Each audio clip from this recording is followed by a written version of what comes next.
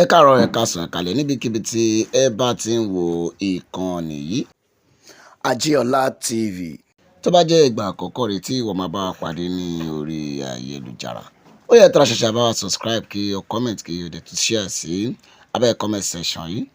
Èyí ni sinimá tuntun aládùn olóyin mọ́mọ́ tí a mú wá fún yín tí a pè àkọlé rẹ̀ ní Ìyàwó Alhaji. Ìyàwó Alhaji ni orúkọ sinimá aládùn olóyin mọ́mọ́ tí a gbọ́ fún yín. Ọmọ yín olólùfẹ́ yín òun ni ó ṣe sinimá eléyìí. Mọ̀ bí pé ìyàwó Abdulateef Adédèjì òun ni ó ṣe sinimá eléyìí. Ó ṣe eléyìí gbọ̀ngbọ̀n kọ̀sì.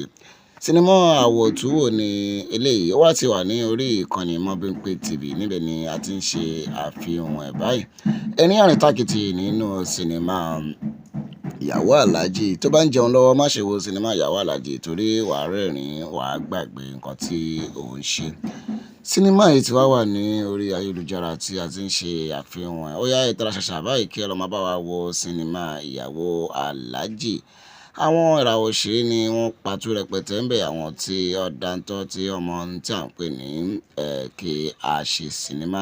Mọ̀ bí pé fúnra rẹ̀ àgbẹ̀ fún ẹ. Ibrahim Yekini Ìtẹ̀lẹ̀ ó ṣe bẹ̀bẹ̀ nínú ilé. Lateef Adédìméjì ó patú rẹpẹtẹ nínú ilé. Aishat Lawal òun náà kò dẹrùn ní ilé. Adeni Johnson òun náà patú rẹpẹtẹ. Sidi ìyẹn Kẹ́mi Àpèsìn òun náà patú rẹpẹtẹ nínú sinimá tí a pè àkọlé rẹ̀ ní Ìyàwó Alhaji. Ìyàwó Alhaji ó ti wà ní orí ìkànnì Mobimpe TV. Níbẹ̀ ni a ti ń ṣe àfihàn ẹ̀.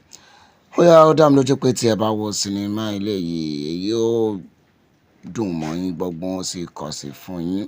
Ẹ ṣáà kúkú mọ̀ pé ní orí ìkànnì tiwa, àwa ò kí ń bá wọn mú ẹra tí kò ní ọmọ nínú.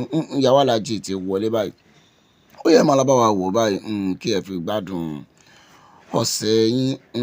Ìkànnì tiwa ò ní fún yín ní òfò. Ó yá bí ẹ bá ṣe wá ń wo Ìyàwó Alhaji tí ẹ ń jẹ ìgbádùn Ìyàwó Alhaji, ẹ má ṣàlàyé follow kí ẹ subscribe sí orí channel wa. Ẹ ṣé púpọ̀.